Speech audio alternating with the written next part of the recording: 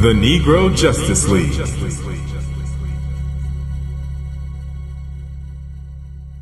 Hi, welcome to the Negro Justice League, a Black Nerd podcast. I'm your host, Cherry. It's your boy, Jay. And this is episode 98-ish. I say ish because we had a number of technical difficulties that made the past several episodes difficult to edit. They just sounded like crap. So I don't know how many episodes we're going to put out or how many we have put out. So we're just going to call this 98. And, you know, if you're out there counting episodes, oh well, sue us. Take everything we got, which is nothing. So, since it's been forever and a day since our last episode, I thought instead of doing news, we should just catch up on the number of things that came out since our last episode that we just did not have time to review. I sent you a message. I don't know why you didn't see the message. That was the message. Of course I do. Okay. I thought we talked about this. All right. So first thing was Thor. Not the first thing, but one of the things, the first thing on the list was Thor Love and Thunder, which had terrible reviews. Like, people did not enjoy this film, but I loved it. Like, I have my opinion that nobody's going to agree with is it was my favorite Thor. Like, what? Oh, I should preface. You said that with your full face? This whole episode is going to be me giving opinions nobody agrees with. I'm going to just tell you that right now. So I loved it. I thought it was really good. I was entertained the whole time. I liked the strong girl Thor. I liked the kids kicking ass. I liked the goats. I liked naked Thor. I liked all of it. Everything that people hated is what you love, basically. I thought it was on point. Me and my son was in there cracking up because he's like a kid. Here's how I view it. I don't know if I'm viewing it as trying to be almost a surreal parody of a Thor movie. Yeah. I think it does a really good job. If I'm supposed to take that serious as a Thor movie, and Thor's already kind of made himself the comedic factor of the MCU after the last few, it gets a little hard for me. There were some things in that movie that just did not gel with me. It got real campy.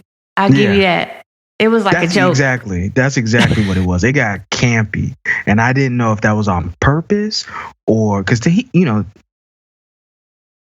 kind of a campy type guy. That's what he does. Yeah. But this was a little more, which I found it entertaining, but I can understand if that's not what you came for, especially if you're a serious person or a serious fan. And I understand why people are mad, but I was highly entertained. Yeah. The things that I thought people would be mad at and were that I did enjoy. I did enjoy Jane Foster. I did enjoy seeing like the gods and everything like that. But it really was that camp factor. Like Thor feels really stupid to me now. Yeah, it was a joke. The whole thing. Yeah. I enjoyed it. All right, next, Miss Marvel was a series on Disney Plus. Did you watch it? I did. I watched everything except for the last episode. And the reason I didn't watch the last episode is because, you know, the reviews were bad, but there was a lot of like racism in the reviews and sexism. And so I tried to stick it out to be like, I'm not a racist and I'm not a sexist, but it was boring as hell. I could not get with it. I mean, I couldn't. Like, you liked it? Did you like it? I liked it because I think it was very truthful to the comics, but I can see why people didn't. It was so dry. I think Disney, one of the things they have to work on is if you're going to have stuff for the TV shows, you got to be able to configure out like what's the rating. Like everything, they try to make everything PG-13, but I think some of the stories and Ms. Marvel doesn't always have to be like this. Felt like it should have been more for the kids or teens. Yeah, I mean, there are things I enjoyed. Don't get me wrong. I'd learned a lot about India and Pakistan because did not know anything about India and Pakistan because they don't teach that over here. So I enjoyed that. And all that. Yeah, I didn't know nothing about that. I liked the parents. I have American parents, but I have a lot of friends with immigrant parents. And I felt like, from what I've seen, it was a good portrayal of what it's like being like the first generation American. Some of those interactions were hilarious. So I thought that was good. It's just, they didn't do enough to hook me to make me want to keep watching the next episode. Like even like the big plot was like the train thing and who got her on the train. I figured that out pretty early and just didn't care to finish watching the show. I think it was. I think I enjoyed more the like, almost slice of life of her being who she was in this family than I actually the Miss Marvel stuff. This would have damn near been a better sitcom than even than like a Miss Marvel show. Yeah. All right, next one. The Woman King movie with Viola Davis and them. I thought this was phenomenal. I don't have any controversial opinions about that because that movie. Well, no, that is a controversial opinion because a lot of Negroes feel like, oh, well, you know, they're glorifying a tribe that sold Black people into slavery. And, you know, that's a complicated issue that we don't have enough time to get into. The flip side of that is we don't have movies about Africans doing anything. So, you know, take what you can get. Yeah. I liked it. I thought it was done well. There is a lot of truth in it. It's not 100% accurate portrayal of what history, but I mean, it isn't 100% false either. I liked it. I thought it looked good. I thought it was beautiful to watch. I like John Boyega in his clothes. I like Oshana Lynch and everything she did the entire time she was on screen. It was good. Yeah, I think there's no doubt by anyone that as a movie, it's a good movie. Could be even considered a great movie. The only downside people have to this is the historical accuracy, just because the difference of like who they're portrayed in the movie and what they might have been in history. And like you said, yeah, the historical aspect, it's kind of shady, but what do we have? And if it's this or another slave movie like Will Smith coming out with that Emancipation one, I'm going to take this. And I'm okay with it not necessarily being all the way truthful, because how many movies honestly based on a true story are all the way truthful anyway? Yeah. And what story are we going to tell? Like, things happened back then. I don't know. I loved it. I thought it was amazing. I think Viola Davis did it up. It did I really cannot say enough about how amazing I think she continues to show her ability as an actor. And I think this movie did a really good job to show the physical aspect of that. Yeah, because everybody was training. They were training like they were Avengers. For real. For real. Yeah. Like they were doing their stuff barefoot and stuff too. That wasn't like CGI or like soles on their feet. Like they were barefoot out there and they were bleeding for real. Like they were legit. Okay, Atlanta, the final season. Here's a controversial fact. I have not watched it. Neither have I. Oh, really? I just started the first episode yesterday and it was weak. So here's what's going to really mess it up. Because you know how much I loved Atlanta. I didn't like Atlanta season 3 that much. I did. I think I watched all except the last 2. On it, like the last 2, I kind of tried to watch, and I didn't. It wasn't enough for me. I liked them because they were aggressively Atlanta. I mean, the show has been like, it's the title, but you would think the title just means it's about people in Atlanta. Like, no, culturally, it is so deeply rooted in the goings on around here. It's impressive, honestly, to see that on TV. I didn't like that every other episode was just some random I think stuff. That's exactly what got me. What the surrealism, I was okay as long as it was part of like this branching story. But it was an anthology, really, and I don't want that. It felt like they were playing with your time. Yeah, but I forgive them for it because the anthology episodes, as we'll call them, were so good. They were so good. Like the Trinity to the Bone is some of the funniest stuff I ever seen. That was almost uncomfortable for me to watch. I know it was, but it was hilarious for me. Yeah. As I talk about having American part parents. Part of that's uncomfortable is because I've been in those situations where there's been like white people who have come to the gatherings who were raised around, and that was very uncomfortable. It's supposed to be though. That's the intent. And then like I'm not gonna spoil the cameo, but the cameo is one of the funniest things I've ever seen on television. Like I screamed. When you see the cameo, it makes sense why he's in it. Mm-hmm. And that's the surrealness aspect of it, because of course you'd have him be that. Yeah. And then there were some other very timely Atlanta local cameos and some other episodes that were kind of eerie, honestly, to the point. I thought as Atlanta, the show, it was out of place, those episodes, but they were executed so incredibly well that I can forgive it. Mm-hmm. To me. Yeah.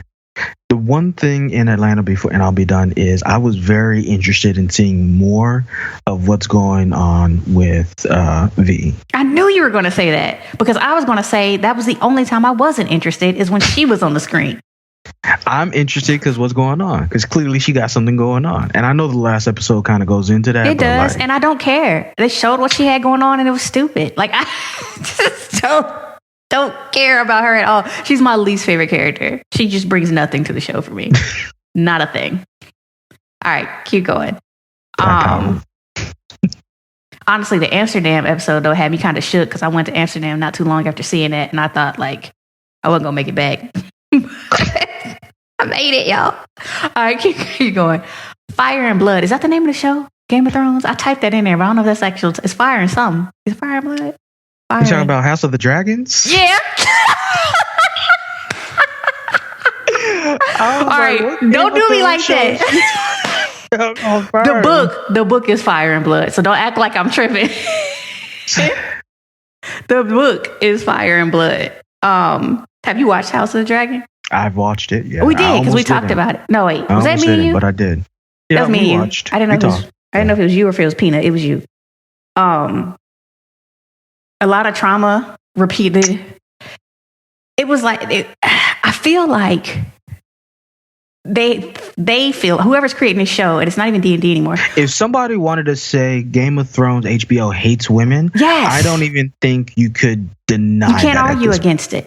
Yeah. It's just like we have to show violence against women. We can't show sexual assault. So what do? We have to why? It's for me. It's I don't want to say triggering. That's overused and stuff. It's just it feels abusive. Just as a viewer, like it's stressful to watch. Here's the funny thing. I think it was triggering, and I'm a man, so none of this pertains to me. You ain't even had no babies. But listen, after the third time, I was like, I'm not okay with this. Yeah, I mean, we're talking about. I mean, I might as well talk about. We're talking about childbirth scenes. Without spoiling further than that, childbirth is hard, and it can result in lots of different outcomes that are not good. And it is important to show the pain and the death and the mourning and things that can come from being a mother, but you don't have to show that 2-3 times. Yeah. So. Almost back to back too. Yeah, because the season ain't that long. Yeah. Every episode, here we go. Somebody's having a baby, then they go right. That being said, I did like this show. I felt like I've talked ad nauseum about how gravely disappointed I was in the last 2 seasons of Game of Thrones. Watching this, I felt like Game of Thrones is back. Not 100% what it should be, but I definitely feel like I can watch it again. And I don't feel disrespected in the way that I felt disrespected in the last season. Yeah. It definitely regained my belief Game of Thrones can be good. But after seeing how badly it just went to trash 2 seasons, it's going to take me a minute. Like, this season took me a few episodes to get into, and people saying, okay, at least it's worth watching. You may not stay with watching Game of Thrones and all the others, but at least it was worth watching. I mean, Matt Damon, I think, is probably the main reason I even enjoyed it as long as I did until the story started carrying on a way that was more interesting to me, because before they were adults, it wasn't as gripping to me. I struggle with staying attached to the story because it's going too fast.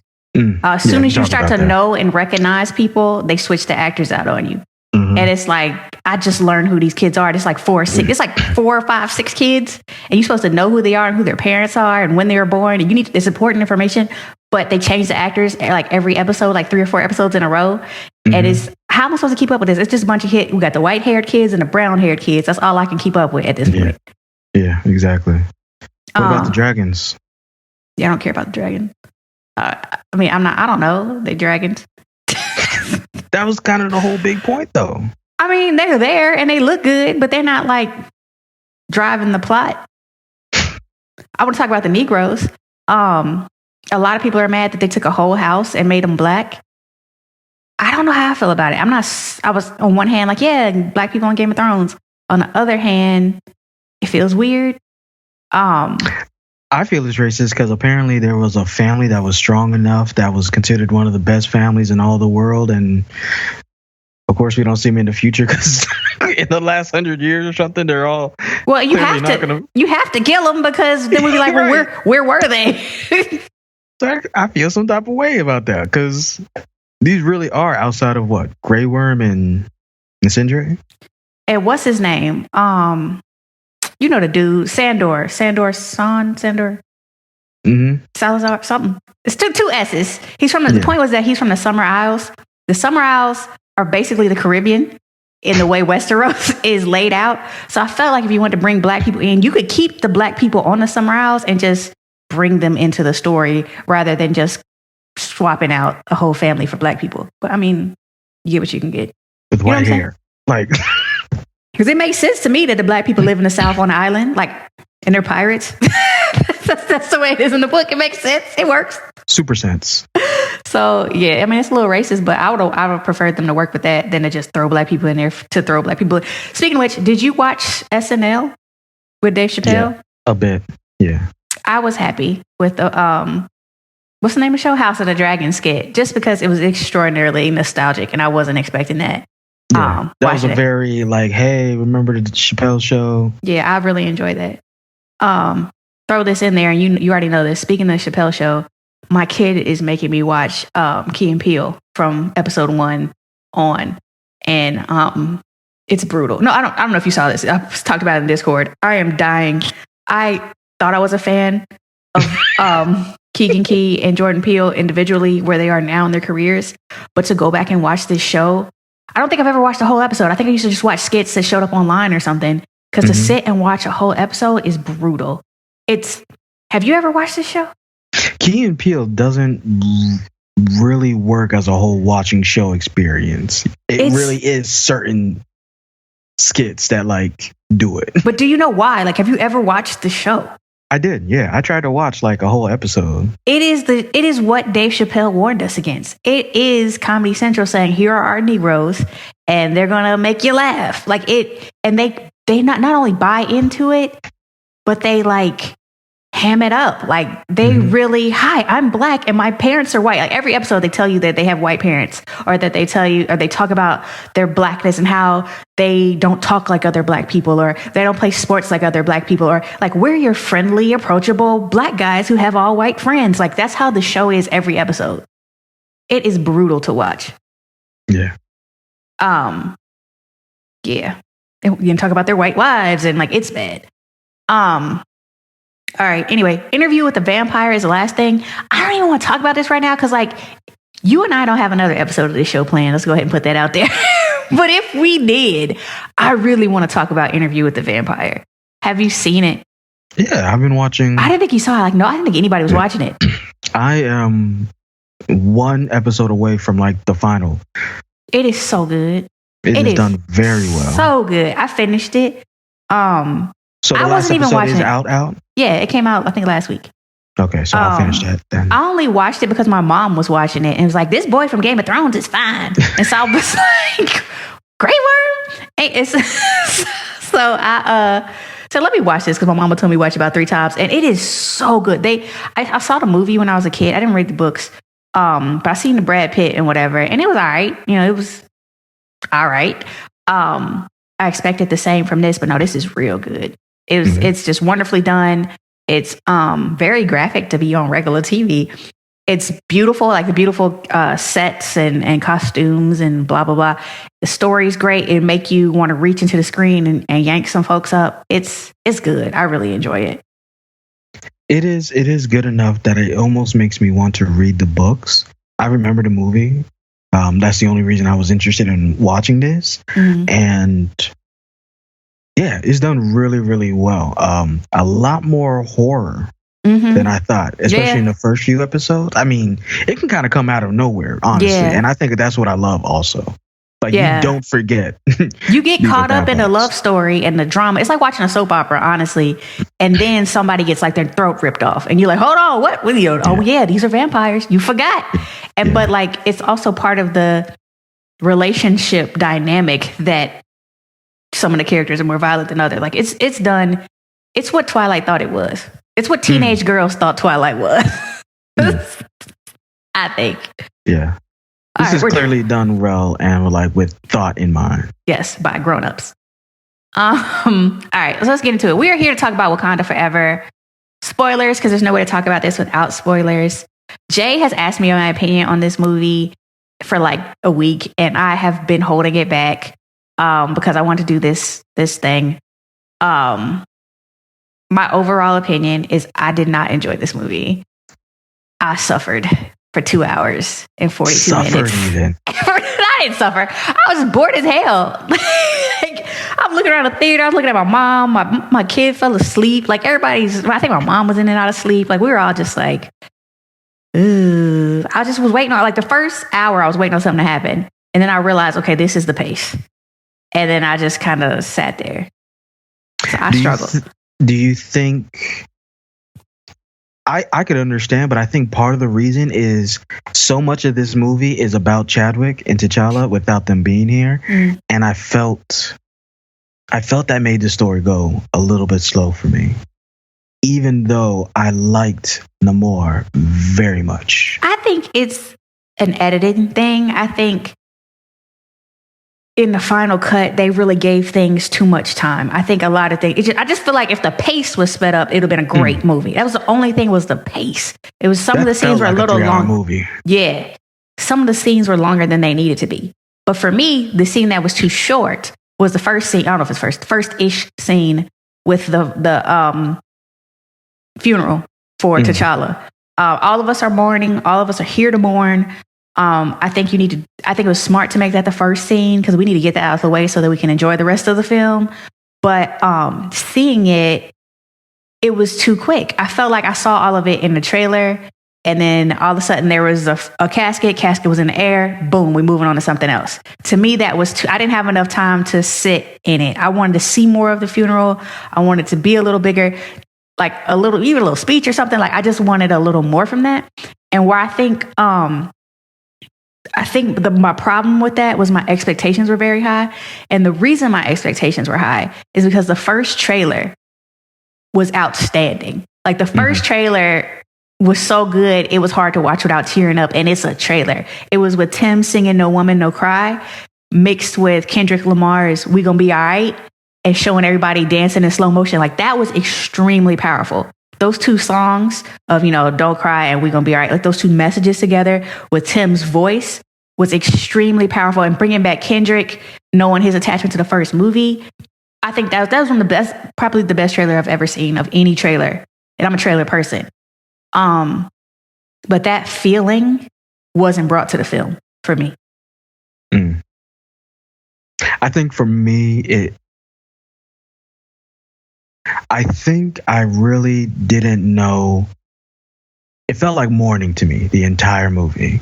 That's what it really felt like. And it felt like that scene you're talking about either should have been definitely bigger or I don't know what the story was supposed to be, but it felt like mourning the entire time without it actually being discussed. And I think that was really somber to deal with, honestly, for me. And if I'm going to be real, I don't know if Letitia was who I really needed to have be the main character. You're right, but they did it because of the comics, we know. But remember I told you I had an opinion on Twitter on a role for Keke Palmer? You wanted her to be Shuri. I surely did. Because have you seen those interviews of Keke Palmer doing her Angela Bassett impression? Yes. She looks like her. Can you imagine like the queen giving a royal, address and saying something, and Shuri behind her back being Keke Palmer, making those same faces, mocking her mother? Would that not be one, hilarious, and two, she's funny. Like she's funny and she's closer in age to T'Challa. It was just I'm not gonna recast Shuri. Like I wouldn't really do that, but in my mind, I really would love Keke Palmer in that role. Here's what's gonna be real for me, and I really hate saying this, but I was never for Chadwick really being Black Panther? Oh, really? Because I've been saying that for like 3 or 4 years, and y'all been looking at me like I was crazy. Not true. I like him, but I don't think he does well for T'Challa. Yes. I think he did well as the role, but I don't like him as T'Challa, and I don't necessarily now seeing who Letitia is going to be, her as Shuri. I don't know if it's going to be Keke Palmer. It's not, but I would have loved it to be. I just think Keke Palmer would have killed that, and this whole movie was carried by Angela Bassett and her. Lupita as the main. Yes, watching the movie, I would have liked Lupita to have been the Black Panther, but I still want Keke to be Shuri. If that makes sense. You get what I'm saying? Yeah. Shuri does not have the gravitas to carry that role. Not Shuri, but Letitia doesn't have, I don't want to say the balls. But you know what I was like, the weight.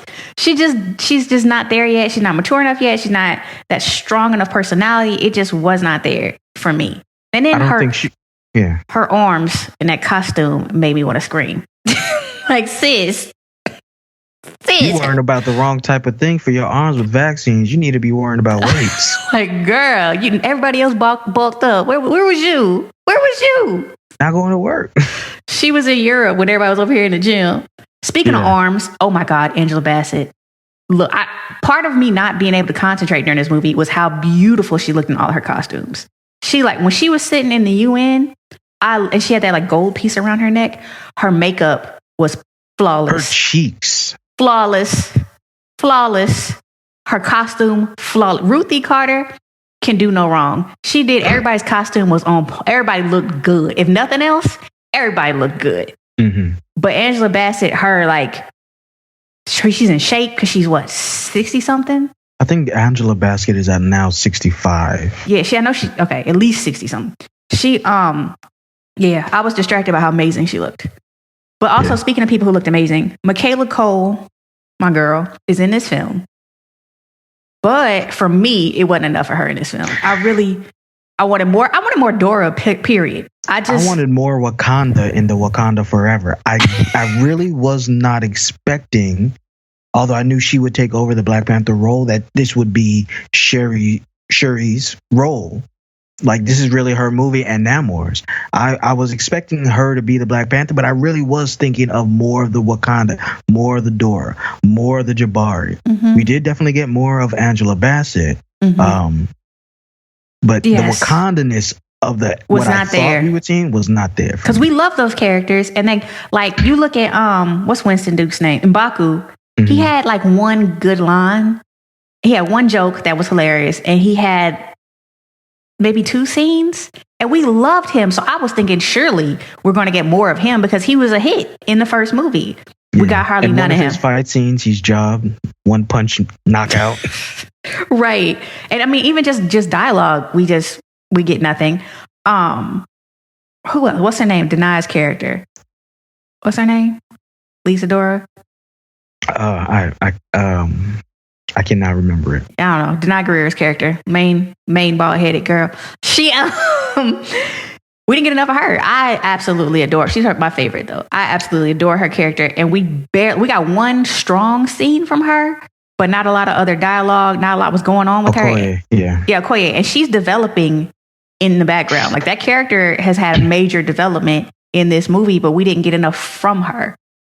Does that make sense? I'm afraid the reason we're not getting enough from her is because maybe she is not agreeing to do more. Like, I feel like Okoye would be somebody they would give her a Disney Plus show.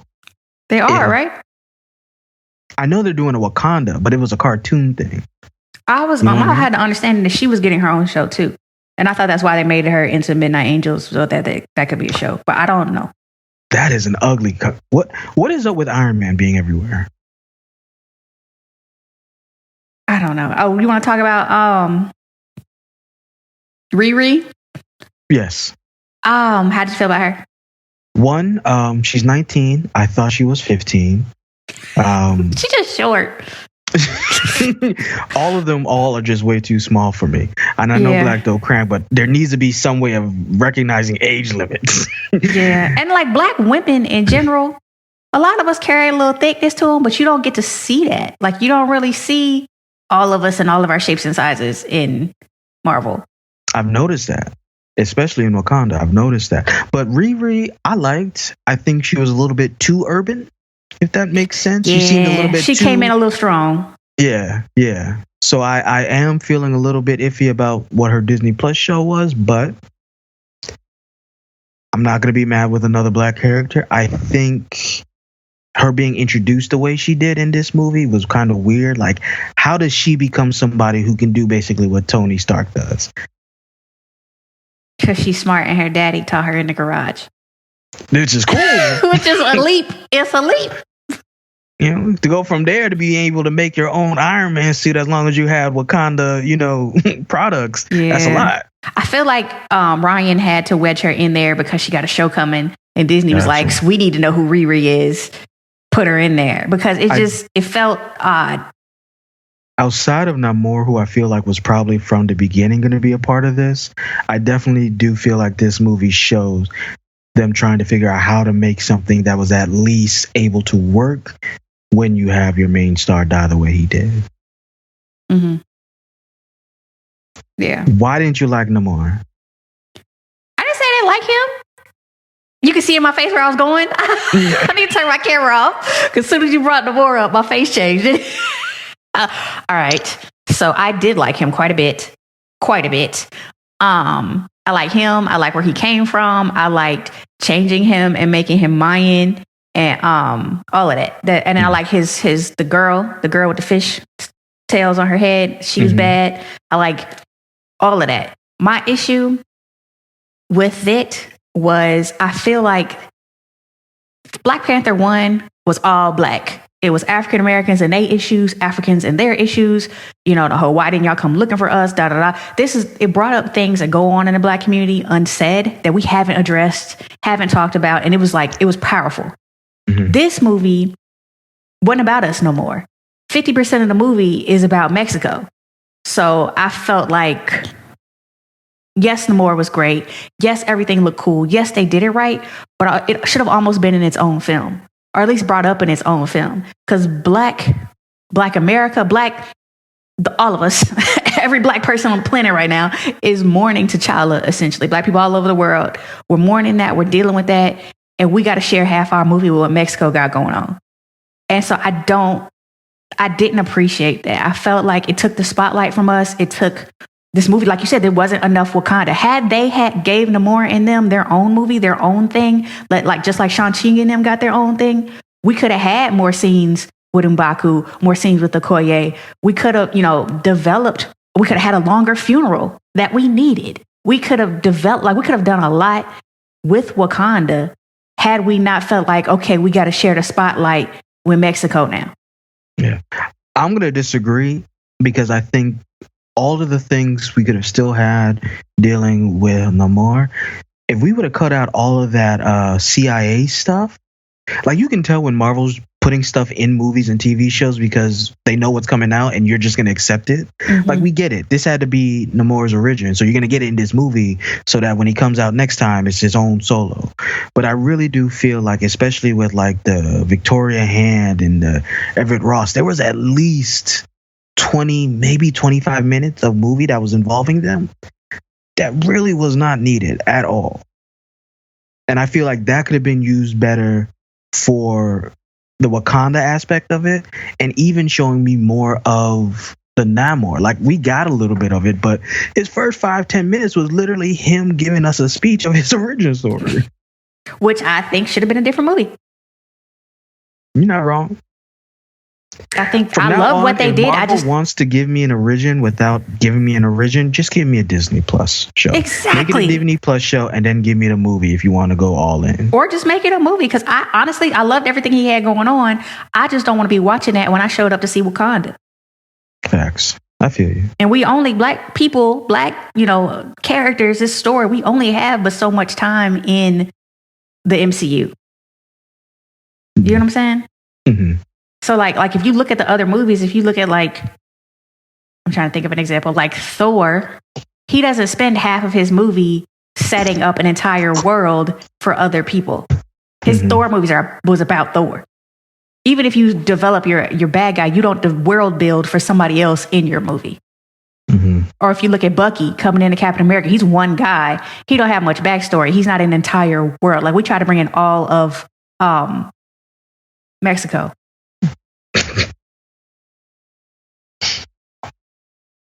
I think I hear what you're saying. I just think part of this also deals with the fact that they had to figure out how to fill up space without Chad. And one of the ideas was like, well, since we're bringing in Namor anyway, let's build it in. I don't like taking up space in a Wakanda movie with people that ain't from Wakanda. And then it brings in the second issue for me, which is the same problem I had with Killmonger. You take a revolutionary black or brown person that is about the people, and you have to add, not sound like freaking Dr. Umar, but you have to add in this violence to make them violent and evil to prove this is the bad guy. You know what I'm saying? Like, what's his name? Killmonger and Namor both had excellent points, but we got to make them violent. These white men are dangerous. and uplifting and empowering the blacks and the browns of the world. It's important, but we have to make them the bad guy. Oh, they kill people. Oh, you know, oh, he killed your mama, so he can't be your friend like that. You know, why do we have to do that? And I don't agree. And we've done it twice now. I think we should go directly into Black Adam because they do exactly this almost exact same thing in the movie about like killing and, oh, you can't be a good person or you can't be a hero. And it doesn't make sense to me. All right, let me look, make sure. Have you said everything you want to say about Wakanda Forever? The only thing I will say is I don't need T'Challa to be recasted because I know he will come back in some type of time travel parallel universe world. And I'm hoping it'll actually be someone I feel who could be T'Challa. Low-key, someone who should be at least African or first generation. I mean, all the superheroes have kids now. So even if it doesn't have to be another parallel universe, we can just time jump to everybody's kid is now an Avenger. That works for me too. Everybody, all of them have children. All the time. So, yeah. Also, I feel a way about the kid being Haitian, and then I feel like we got to bring the Haitian revolution in here. Like that was just random. It was like you trying to pack in. I understand representation and wanting to represent, but you ain't got to pack it all in. Like I'm not gonna lie. When I found out she was in Haiti, I was like, why other than Haiti being Haiti? And then the baby's name is Toussaint. I was like, that's too on the nose. It's on the nose. Like, y'all gotta chill. But okay. Okay. 1 to, what do we rate on? A to F? I'm going to say 1 to 10. Lord, I don't even remember how to do my own show. Right. A to F. I think I gave the first Black Panther definitely an A plus. I'm going to give this a B plus. Okay. I thought you enjoyed it more than you did. I thought we were really going to argue and we didn't. Well, that's because the points you made, I think, are real points, but I really do love. But sometimes they're not. Yeah. Like I said, I would have developed Namor before we got here. Had him develop somewhere else, then bring him into this, doing the same thing. That way we don't have to hear he gave a lot of speeches. It was a lot of monologuing coming from him. It was a bit much. Do that somewhere else. But then use that extra time to give me what I want from Wakanda. And speed the pace. The pace is just get it popping a little more. Yeah. But I do think that one thing I wanted to say, I didn't get to say, I thought Ryan Coogler did an excellent job with his use of silence. Giving us those silent spaces to just kind of mourn as an audience. That was really done very well. Yeah. So, okay. A through F. I'm going to give it a C plus. C plus plus. I guess you're not rooting for everybody black. It wasn't it, man. It just wasn't it for me. I feel you. I still wanted to make as much money as possible and be a success, but it definitely, and I think that's kind of the best you can hope for when you have a movie coming in like this. Absolutely. Absolutely. I want everything great for all of them. And I want, Angela Bassett to be nominated for an Academy Award, even though I don't want her to win because I want people from the Woman King to win. But, yeah. All right. Black Adam. It sounds racist. You gave me something to think about. First of all, it was weird because The Rock is black. He black though. Like, and he's playing something else. One day, people are going to talk about The Rock gets to be ambiguous with his race in anything, which I feel like at some point someone should have an issue because he really does be playing any other race other than black, by the way. That's my issue. If he was like rooted in his blackness and was like, I'm black, and just said it and cared about black people and did black things, play all the roles you want to play, brother. Do what you want to do. But I feel like he's trying to pass. And it's like, I can't respect that. Well, you know, he goes with the Samoan side, and that's always the Polynesian side. So, you know, but yeah, he's... His name is Dwayne Johnson. Listen. I'm just saying him and Vin Diesel have always been very good at being very racially You notice they both bald. There's a reason. Yeah, that's stuff gonna kink up on you. It's gonna start raining and they gonna know. They don't have no chest hairs or nothing. Yeah. If we're talking about Black Adam, I don't know what this was supposed to be for. Okay, I want to say this. As a standalone film, I enjoyed it. And y'all gonna cuss me out because I enjoyed it more than I enjoyed Wakanda Forever. Oh, that's sacrilegious. That's petty. It's because it wasn't boring. That is the number one at the end of the day. I come to be entertained. And like, you really ask yourself, are you not entertained? I was entertained. There was no moment in Black Adam where I was like, should I go to the bathroom? You know, that sort of thing. Right. There was definitely moments in Black Adam where I may not have liked a scene. Oh, yes. But there usually was very quickly a scene or action where I was back in. Somebody was thrown through a wall as soon as you felt like you know, about to nod off. Anytime you was about to nod off, he definitely threw somebody through a wall or threw somebody in the air. It was gone. Let's talk about he killed people. And I enjoyed that because... Let's try this again. When we're so used to like kiddie superhero movies, I feel like, where people get thrown from planes and people, we act like nothing really happens. You know what I mean? Like Captain America will kick somebody in the chest and they'll fly across the room, but we're acting like he's a good Captain guy. America run 34 miles per hour into another man's chest on a boat and then sling a metal shield directly into his head as he went over. And we'll ask if has Captain America killed anybody? No.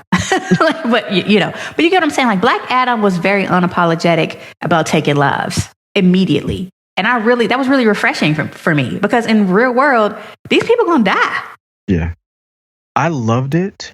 The only thing that made it bad for me is how DC then harped on it with their other characters, specifically Hawkman, played by Aldous Hodge. I hate that DC made me hate Aldous Hodge. Why did they do that? And he looked good. Yeah, that man put in work to be Hawkman. For me to hate him. I called him Hawk Guy. What did I call him? Hawkman? Whatever. You said Birdman at one point. Oh! Okay. That, Hawkman. He, yes. I hate that they turned him into a pompous butthole. I mean, he did a really good job of playing it. He did a great job as an actor, but I wanted to come to the movie and enjoy him, and I couldn't because every time he opened his mouth, I was sick of him. Yeah. Yeah. It got to a point, I don't know what it was, but I think this was when you could even see Dr. Fate, played greatly by Pierce Brosnan, kind of being like, you're gonna tell him not to kill somebody again? And I was like, I definitely felt there was some screenwriting or written that needed to be like looked at again because it didn't translate. I think from the paper to the screen. Yeah, because I get it. You want him to be a hero, and Black Adam's like, I'm not a hero. So, but I like that. Even though we have characters telling him he's bad, he is still the main character of the film, and he's not. He's an anti-hero, but he's not the villain the way that they try to paint them in Wakanda or Black Panther movies. He's all about liberation. He gonna kill whoever he had to kill to get it. And I was watching the movie like, hell yeah, like I was with it. Like, let's knock some heads. It was good. Listen, although I didn't like too much the little boy in the movie, when his mom was like, why are y'all calling here talking about you about to save us when we've had these people in here for the last 20 years killing us, and now we got ourselves a hero doing exactly what we want. Word. But those conversations don't happen in Black Panther. And they should. Like, you had like Wakabi was like, hey, Killmonger's right. But you didn't really have those get us free conversations. You know what I mean? Like, hey, maybe we need to bust some heads. That was missing from Black Panther for me. But Black Adam was fully they were all in with it. But I see your note, and this is the biggest issue. And I said this at the beginning. This movie exists as a standalone film and is pretty good. But when you think about the DCEU, their timeline, what is happening, the characters they're building, what is going on? Like, this is completely chaotic. It came out of nowhere. Only thing that was like connecting us was Viola Davis showed up at one point, I think. it was like, what's she doing here? Because I forgot we're supposed to be watching a DC movie. It was like, what is it's complete chaos and mess and disorder in the DC universe for me. Especially when you consider, like, spoiler alert, but whatever. The big thing at the end of the movie is that, Black Adam finally gets to meet Superman. Black Adam, you're not even a Superman villain. Why you ain't meeting Shazam? A movie that about to come out like 2 weeks from now. Ain't he supposed to be one of them? Like, and you're like, yeah. So this whole time you got this man flying around with a black bolt on your chest, Shazam. You didn't feel like they just wanted Henry Cavill to be present, to go, hey, we got him back. That's what that was. Absolutely what it was. There he is. But like, what are we doing? And then you have Jason Momoa, not Jason Momoa, but James Gunn teasing Jason Momoa as Lobo, who is also Aquaman, and Aquaman 2 ain't came out yet. What are y'all talking about? I really feel like with them getting James Gunn and what I think they just try to do with Black Adams, they're basically saying, we know we messed up and we are hoping to catch up with Marvel. So we are just like, whatever has to come out, it's just going to have to come out. But we are going from starting from scratch again. I really do believe that's what they're trying to do. And part of that was being like, all right, we got a Superman that y'all like, and we swear we're going to do right this time. So what's happening with Aquaman? I think they're going to do exactly what they plan to do. I think he's got maybe 1 or 2 movies left as Aquaman, and they're about to let him be Lobo. And they're going to have Aquaman be somebody else, probably a little black boy. I said this years ago. They need to reboot and they need to keep Henry. I said those 2 things. But I said it before like Suicide Squad and stuff. Before they dug themselves deeper into a hole of nobody knowing what the hell's going on. They were trying to do it with the Flashpoint movie, but Flash lost their mind. Like, they've been trying to have this movie come out to fix things, but like every time they about to start shutting out a trailer or something. So I think this was it. I think the Flash movie coming out, you think? We got to get Aquaman first.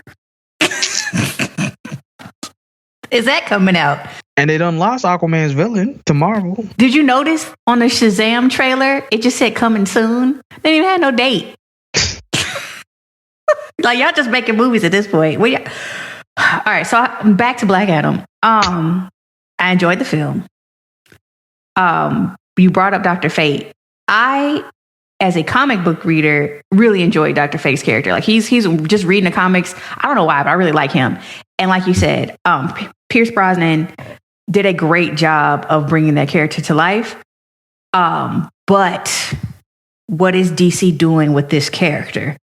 Again, because you bring this character in, he's great, we like him, we love him. He's gone. Like, what is happening? Pierce Brosnan is 72. That's what's happening. That's exactly what's happening. That's a major Dr. Fate is not a small character. Like, he's a character that you kind of need. Like, when you start doing like Justice League stuff, and not that he's in the Justice League, but he's not minor. No, Dr. Fate is absolutely a major character because he's like the main magic person, just like in Marvel and Doctor Strange. So you have to have him in if you want to have. But I understand why they picked Pierce Brosnan, because I can't too, because he did a great job. Did a great job. And I could also see being like, Pierce, if you will do another movie, we appreciate it. But we'll also understand if you like, I'll do this one, but I'm 72 years old and I'm not. They're going to bring another younger one in. Yeah, absolutely. Which is in the comic books. That's exactly what happens. I mean, they set it up. They had the helmet disappear and stuff, so he can come back. I am just so glad they didn't give it to that little boy with the skateboard. I didn't even think that was going to happen. I was so afraid because he was so important to the story. I thought they weren't going to help Hawkman. I thought that was it for him. I was like, dang, they brought this brother on and wrapped it up real quick. Yeah. I think this movie would have been better if the JSA would have actually been considered the villains, because the actual villain they brought in to have a villain in the movie didn't even, like, it was pointless at this point. I forgot there was a villain. I remember some fire and stuff. Yeah. He was really pointless. I mean, he's a character, but I think it would have been really good. And the part I loved most about the movie wasn't, it felt like the JSA was the villains. I agree. But these movies, and I guess you can't do this. I mean, I don't know. I don't know who the powers are that be are, but it seems like they're afraid to make the government the villain. Like they tiptoe around it without, nobody's really willing to say the powers that be are actually who we need to be fighting. Mm-hmm. Civil War kind of got into it a little bit. Wakanda won't. No, they won't. That was my whole issue. Like the villains say it, but Black Panther and them are like, no, we need to work together. She was in the UN bringing up these French soldiers. Like, listen, next time we just bringing heads. I hear that, but Wakanda's thing is like, we need to leave them alone, not we need to fight these people. Oh no, yeah. And nobody's willing to do that. Yeah. I don't know if you can. I don't know if you make a movie that big, maybe the government taps you on the shoulder. It's like, nah, y'all gotta tighten this up. Part of the reason is Marvel and DC absolutely do have contracts. I say they can't go too far on saying anything bad about the U.S. government in itself. So that's why you make up a government. You know, shadow governments, Hydra. Exactly. Use symbolism. Yeah. Yeah, but you can't. I don't know. We're not far enough as a society that you can make a black revolutionary movie that doesn't end in death yet. Yeah. So, all right, wrap it up. A through F. I'm gonna give this. I'm gonna give it a B. I'm gonna give it a B plus. I did not. Everything Rock being Black Adam worked for me. The action worked for me. All the bad stuff I didn't like. I think that's just kind of one of the things you got to get with DC movies nowadays. And this was a movie that The Rock, I know himself, has been trying to be officially in for over 10 years. So this script's got to be since, 2000 at least? Like, the man had a skateboard. Mm-hmm. Yeah, you're right. Like, you can clearly see this has been around. Mm-hmm. All right. I'm not surprised that you're giving it a B plus. I felt like that's what you were going to say. I'm just surprised that you're giving it the same rating that you're giving Wakanda Forever. Yeah. Because both of the reasons I like or dislike, like the things I like in Black Panther, Wakanda Forever, they did. But the things I didn't like really took it away from me. Like I had moments where I was like, is this going to be over yet? I didn't really have that with Black Adam, but the bad parts were like, wow, y'all could have done this better. Okay. I mean, I don't have a problem with that. I'm going to give Black Adam a B plus too. I enjoyed it. I think it's some of the worst aspects of this movie were not the movie's fault, but DC's fault for not having a world built already. I think Hawkman and Dr. Fate should have had some backstory before we got here. But they didn't mess up like Wakanda Forever and making half the movie their backstory. So there's that.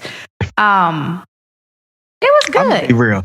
I want this movie to do good enough that we'll get another Black Adam, but bad enough that Hawkman doesn't become a part of it, so that Eldris can just become Black Panther.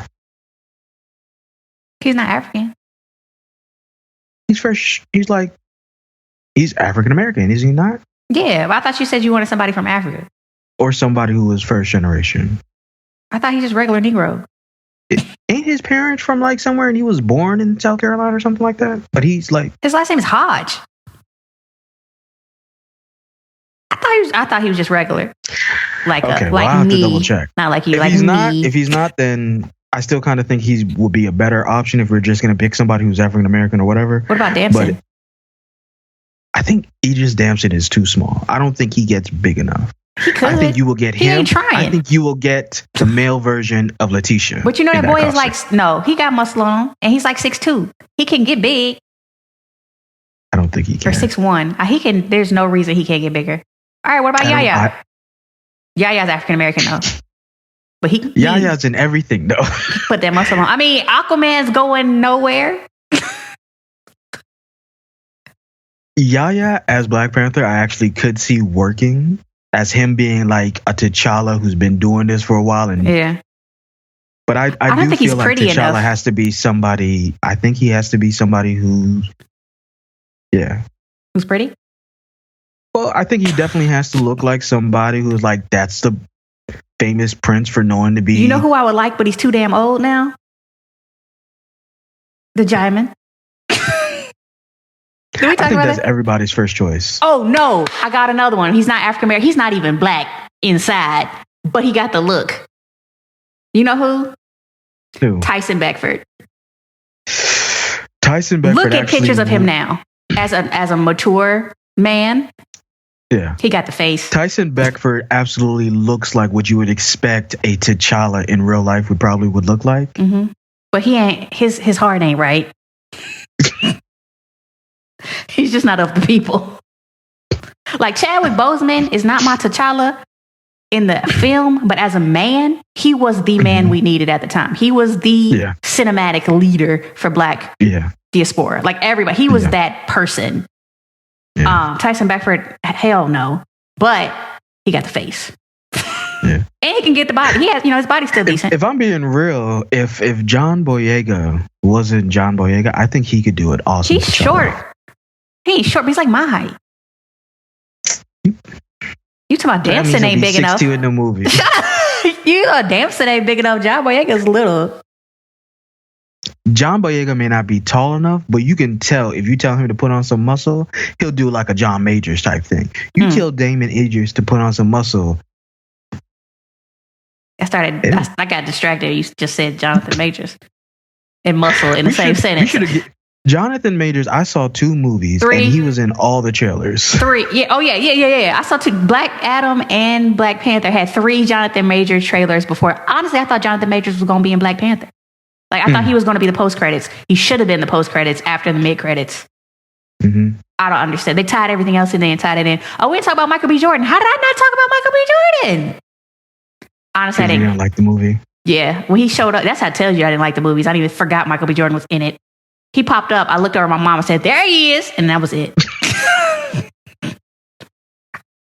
Okay, we need to wrap it up. All right. What'd I say? B+. We're done. Subscribe. I'm not doing this. Whatever you listening to right now, hit the subscribe button. I'm not going to list it because clearly you know how to find the show because you listening to it. So subscribe. Give us good ratings. Give us likes. Share it with your mom and them. Share it with somebody, please. One thing I want to bring up with y'all is a lot of people come to me and they say, oh, Cherry, why don't you guys make more episodes? One of the reasons is we like to do, not even Jay, just me. I like to do a show with 3 people. I feel like it balances out the conversation when we have a third, but we've really had a pain finding guests. Like, thank you to my, NJL people, our inner circle who have volunteered time after time. But it's really difficult for me and Jay to continue to try to reach out to people and find somebody to do every episode. So we just stopped doing it. That being said, if you're listening to this, especially if you're in our inner circle and you feel strongly that we should be making more content, reach out and help. I say this to say, if you want to hear some more of this show, be the change you want to see. We struggling out here.